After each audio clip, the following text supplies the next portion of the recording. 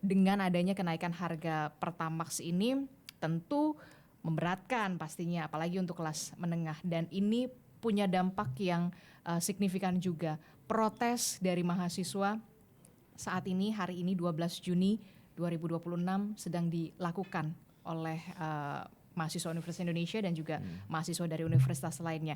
Saya ingin tahu dulu, walaupun memang kita tahu Pertamax ini sudah naik begitu ya. Kalau dari Bung Media sendiri, realistis nggak sih saat ini naik? Pertama memang kenyataannya ada multiple shock pada ekonomi kita. Pelemahan rupiah, perang juga masih berlangsung. Di isu nasional kita tahu ada banyak sekali carut marut kebijakan yang bisa kita katakan banyak yang belum selesai. Dan ini jelas memukul kepercayaan banyak orang terhadap tata kelola pemerintahan dan pada akhirnya memukul rupiah. Dan defisit fiskal yang kita hadapi saat ini sebetulnya banyak solusinya. Bisa menaikkan pajak, bisa menambah utang, menaikkan BBM, dan terakhir itu menghentikan program strategis nasional yang tidak efektif. Dari 4 itu ada plus minusnya, tapi mungkin kita tidak akan menambah hutang. Harusnya tidak menambah hutang karena cost of fund-nya tinggi. Kemarin juga sudah didorong kenaikan pajak, mengejar pajak di sektor UMKM, dan sekarang menaikkan BBM. Jadi ini langkah yang akhirnya diambil oleh pemerintah setelah saya yakin ditahan selama beberapa bulan terakhir. Tapi tampaknya Pertamina Tidak mampu lagi. tidak mampu lagi karena defisit tahun berjalan. Jadi akhirnya Pertamax dinaikkan.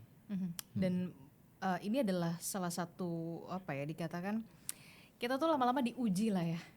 Dan bukan ulang tahun tapi kejutan terus.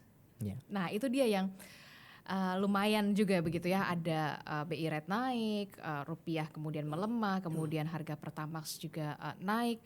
Saya ingin tahu juga dari suara parlemen melihat ini, kalau ada berbagai macam suara di netizen yang mengatakan kita kenapa sih dikasih taunya tuh semacam kejutan, nggak ada pemberitahuan sebelumnya begitu. Nah kalau dari suara parlemen sendiri bagaimana merespon ini? Jadi mungkin begini Mbak. Pertama kita lihat pada saat terjadi perang di Timur Tengah itu tidak lama setelah perang, mungkin dalam kurun waktu 2-3 minggu itu sejumlah negara menaikkan harga BBM. Bangladesh, Pakistan, bahkan Filipina, bahkan di negara-negara lain tidak hanya menaikkan tetapi juga membatasi pembelian BBM. Nah, di Indonesia tidak terjadi hal tersebut, bahkan BBM tidak naik. Selang 4 bulan setelah perang baru memang kita menaikkan harga BBM. Jadi artinya apa? Artinya bahwa pemerintah sepanjang mampu untuk menanggung beban masyarakat melalui APBN yang kita miliki itu akan ditanggung oleh pemerintah. Tetapi memang ada hal-hal yang harus diutamakan dalam hal ini. Pertama kali adalah jangan sampai justru BBM bersubsidi yang konsumsinya itu paling besar digunakan oleh masyarakat itu kemudian menjadi terganggu. Dalam hal ini Pertalite dan biosolar. Nah sehingga biosolar dan Pertalite tetap diprioritaskan untuk dipertahankan harganya, tetapi memang sebagai konsekuensinya dan konsekuensi logis saya kira karena nilai tukar dolar itu menghantam rupiah dan memang kita sudah berlarut-larut menghadapi kondisi perang dan harga minyak mentah yang sangat tinggi ini, mau tidak mau harus dinaikkan. Kalau tidak, ya saya kira kita juga nanti akan membahayakan, mengkompromikan BBM bersubsidi ini. Jadi ini yang kemudian kami antisipasi memang sudah dari awal dan saya kira juga sejumlah kalangan masyarakat juga mengantisipasi hal tersebut. Nah sehingga ketika pemerintah kemarin menaikkan harga BBM, saya kira itu merupakan sebuah konsekuensi logis dari perjalanan BBM, harga BBM kita mulai dari perang sampai dengan hari ini. Memang tidak terkesan sekonyong-konyong ya bahwa pengumuman dilaksanakan seperti itu.